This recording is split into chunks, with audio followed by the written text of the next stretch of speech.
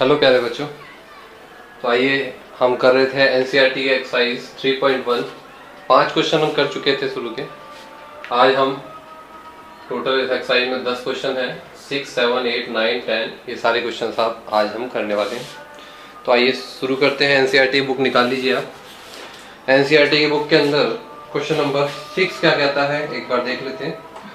Find the value of x, y and z from the following equation. मतलब आपको कुछ x, y और z की वैल्यू निकालनी है। पहला क्वेश्चन दे रखा है क्वेश्चन नंबर 6 में दे रखा है 4, 3x, 5 equal to y, z 1, 5। तो by the equality of matrix आपको इक्वल दे रखे हैं। By the equality of matrix y की वैल्यू कितनी आ गई 4, z की वैल्यू कितनी आ गई 3, x की वैल्यू कितनी आ गई 1। क्वेश्चन खत्म हो गया। ठीक है, पहला आप कर लेंगे, तीसरा कर लेंगे। एक बार दूसरा क्वेश्चन है देख लेते हैं। इसमें आपको थोड़ी सी दिक्कत हो सकती है तो एक बार ये भी मैं समझा देता हूँ। क्वेश्चन नंबर 6 का सेकंड पार्ट। क्वेश्चन कहता है x plus y 5 plus z x y यहाँ 2 लिखा हुआ है इक्वल टू में 6, 2, 5, 8। ठीक है, ये क्वेश्चन दे रखा है। अब देखिए जरा इस क्वेश्चन को, इक्वल का साइन लगा हुआ है। इसका मतलब ये हुआ, मैंने एक टॉपिक कराया था इक्वालिटी ऑफ मैट्रिक्स। तो यहाँ आपको लिखना पड़ेगा बाय इक्वालिटी ऑफ मैट्रिक्स। ये लाइन लिखी है आपने। इक्वालिटी ऑफ मैट्रिक्स में क्या था, ऑर्डर इज सेम। देखो 2x2 का ऑर्डर है, ये भी 2x2 का। तो कॉरस्पॉन्डिंग एलिमेंट भी क्या होते हैं, इक्वल होते हैं। इसका मतलब ये हुआ कि ये इसके इक्वल हो जाएगा, ये इसके इक्वल हो जाएगा, ये वाली इक्वेशन इसके इक्वल हो जाएगा। इसका मतलब लिखेंगे कैसे, x plus y equal to में 6 equation number 1, 5 plus z equal to 5 equation number 2, x y equal to में 8 equation number 3 and 2 equal to 2 no use. अब आपको यहां से एक्स, वाई और जेड की वैल्यू निकालनी है। ठीक, देखिए सबसे पहले यहां से जेड की वैल्यू निकाल सकते हैं। जेड की वैल्यू इससे कैंसिल आउट हो गया, तो जेड की वैल्यू कितनी आ गई, 0। ठीक, अब इस इक्वेशन में देखिए जरा, x plus y equal to 6। अगर यहाँ पे होता है x minus y equal to 8 तो आसानी से हम सॉल्व कर लेते दोनों इक्वेशन को। अब x वाई की वैल्यू इसके अंदर कैसे पुटअप करें, ये एक थोड़ी प्रॉब्लम वाली बात है। इसका मतलब हमें ऐसी रिलेशन चाहिए जिसमें x प्लस वाई आ जाए और x वाई आ जाए। और अगर x plus y equal to 6 है और हम अगर किसी तरीके से x माइनस वाई की वैल्यू निकाल लें तो हमारा इक्वेशन आसानी से हो सकता है। तो what is the relation between x minus y, x plus y and x y, इसका पता होगा। इसको मैं ए बी से सॉल्व करता हूँ कि a minus b, a plus b और ए बी में क्या रिलेशन होता है। ए बी से थोड़ा सा समझ लेते हैं क्या होता है।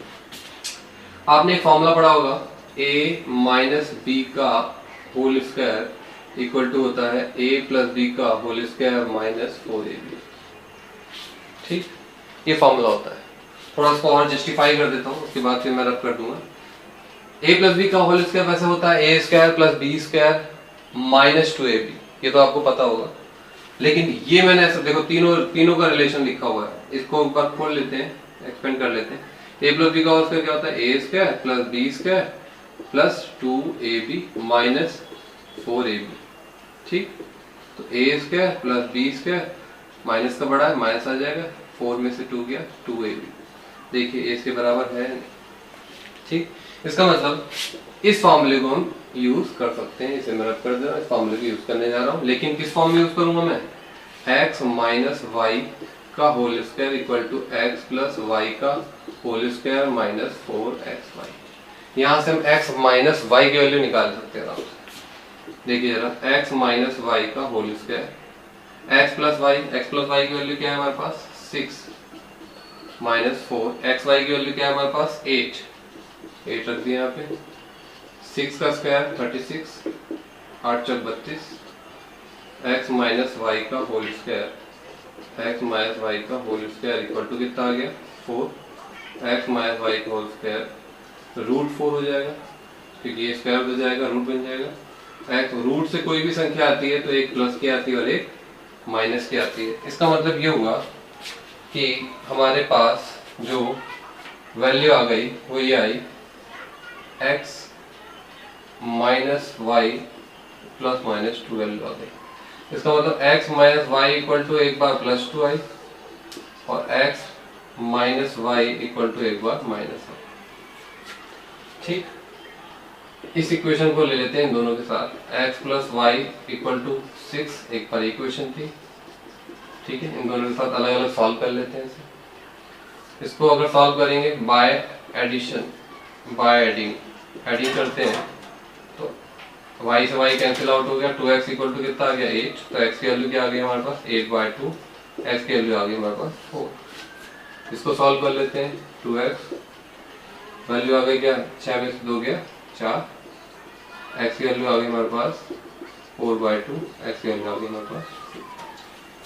ठीक, यहाँ 4 आई है, यहाँ 2 आई है। इसका मतलब ये हुआ अगर मैं इस x की वैल्यू इस इक्वेशन में डाल देता हूँ तो y की वैल्यू आ जाएगी x plus y equal to 6। Equation number 1 में डाल रहा हूँ, x की वैल्यू इसमें डालता हूँ तो 4 प्लस वाई इक्वल टू 6, तो y इक्वल टू क्या आ जाएगा 6 माइनस 4, y इक्वल टू आ गया हमारे पास 2। और अगर ये वैल्यू x की डालता हूँ इस इक्वेशन में तो 2x की जगह 2 डाला, y की वैल्यू आ गई हमारे पास 6 माइनस 2, y की वैल्यू आ गई हमारे पास 4। इसका मतलब हमारे पास जो फाइनल आंसर आया वो आया x की वैल्यू अगर 4 है तो y की वैल्यू आई हमारे पास 2 और z की वैल्यू तो हमारे पास 0 है। अगर x की वैल्यू 2 है तो y की वैल्यू क्या आई हमारे पास 4, z 0 है। ठीक है, इसे नोट डाउन कर लीजिएगा। ये आपका क्वेश्चन नंबर 6 का सेकंड पार्ट। ठीक है, एक देखते हैं एनसीईआरटी का अगला क्वेश्चन। क्वेश्चन कहता है 6 का सेकंड पार्ट, थर्ड आप कर लेंगे, इक्वेट करना है सेम इक्वालिटी ऑफ मैट्रिक्स से। Question number 7, find the value of a b c d from the equation. Same, corresponding elements are same and order of matrix are same, equality of matrix से same कर लेंगे, कोई दिक्कत नहीं है। आइए question number 8 को समझ लेते हैं। क्वेश्चन नंबर 8, क्वेश्चन नंबर 8 में क्या है, जो क्वेश्चन मैं आपके लिए छोड़ रहा हूँ बिल्कुल वो सेम पैटर्न है, इसलिए मैं नहीं कर रहा हूँ और इजी है। अगर कोई प्रॉब्लम होगी तो मैं कर दूंगा क्वेश्चन खुद ही, तो मैं क्वेश्चन वही क्विट कर रहा हूँ जो आप कर सकते हैं आसानी से। जहां कोई प्रॉब्लम होगी वो मैं खुद ही कर दूंगा। ठीक है, क्वेश्चन नंबर 8 को पढ़ लेते हैं। A equal to Aij m into n is a square matrix. Square matrix मैंने टाइप में कराया था, टाइप ऑफ मैट्रिक्स में कि स्क्वायर मैट्रिक्स क्या होता है। स्क्वायर मैट्रिक्स में क्या होता है, नंबर ऑफ रोज और नंबर ऑफ कॉलम बराबर होते हैं। एक बात आपको बता दी मैंने, वो कहता है अगर ये स्क्वायर मैट्रिक्स है m/n की तो m n से बड़ा होगा। m क्या है यहाँ, रो, और n क्या है यहाँ, कॉलम। मतलब A equal to Aij compact form m into n, और स्क्वायर मैट्रिक्स है। अगर ये स्क्वायर मैट्रिक्स है तो रो और कॉलम बराबर होंगे, दैट मीन्स m और n बराबर होंगे। तो ऑप्शन नंबर सी देख लें, m और n बराबर है, नन ऑफ दीज। तो चारों ऑप्शन में से C is the right answer. Option सी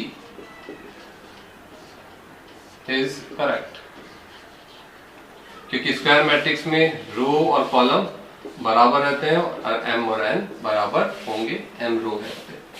ठीक है, क्वेश्चन नंबर 8 समझ में आ गया होगा। क्वेश्चन नंबर 9 पे चलते हैं। Which of the given values of x and y make the following pair of the matrix equal. दे रखा है क्वेश्चन नंबर, ये 8 था, क्वेश्चन नंबर 9। क्वेश्चन नंबर 9 में 3x plus 7 y plus 1 5 2 minus 3x following pair of matrix are equal. ये equal है, 0, 8, y minus 2 और 4, ये दोनों इक्वल दे रखे हैं। तो इसकी पॉसिबल वैल्यूज क्या हो सकती हैं, एक बार देख लेते हैं पॉसिबल वैल्यूज। ये by the equality of matrix equal कर देंगे 3x + 7 = 0, y + 1 = 8, ये इसके बराबर हो गया। 2 - 3x = 4 और y - 2 = 5। सॉल्व कर लेते हैं। तो x की वैल्यू तो यहाँ से निकल गई 3x = -7, तो x = -7/3। इससे क्या निकल गई y = 8 - 1, मतलब y = 7 निकल गई।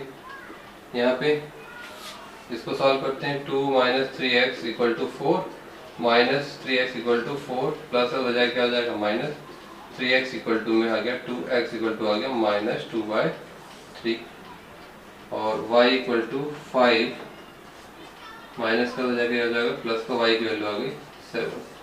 तो y की वैल्यू 7 आई और x की वैल्यू तो दो आ गई यहाँ पे।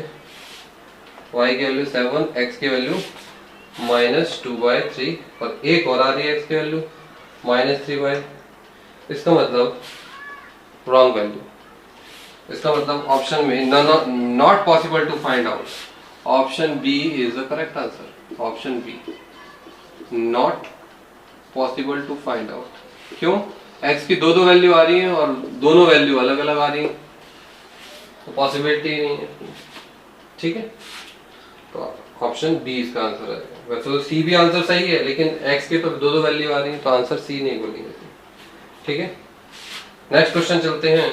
इसको रब कर लेता हूँ। क्वेश्चन नंबर 10 आप पढ़ लीजिए जरा ध्यान से। मैं इसको इरेज कर देता हूँ एक बार।